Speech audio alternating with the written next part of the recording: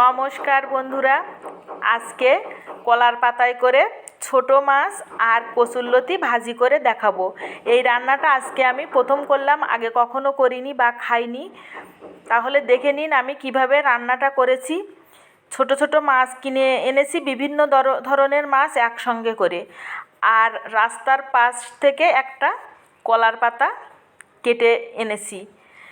কচুরলতি আর সব ধরনের মাছ দিয়ে সব রকম মশলা একসঙ্গে আমি ভালো করে মেখে নিয়েছি, হলুদ লবণ।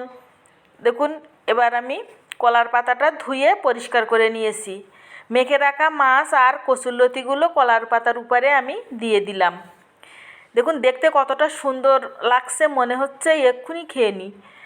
এবার আমি ঢাকনা দিয়ে কিছুক্ষণের জন্য ঢেকে দেব, যাতে মাছ আর লতিটা সেদ্ধ হয়ে আসে।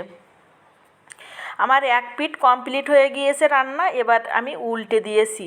উল্টানোটা আমি দেখাতে পারিনি, কারণ আমার এক হাতে মোবাইল ছিল।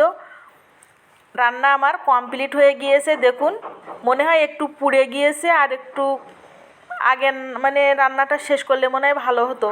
তারপরেও খেতে কিন্তু ভীষণ সুন্দর হয়েছে। সবাই ভালো থাকবেন, সুস্থ থাকবেন। আজকে এই পর্যন্ত।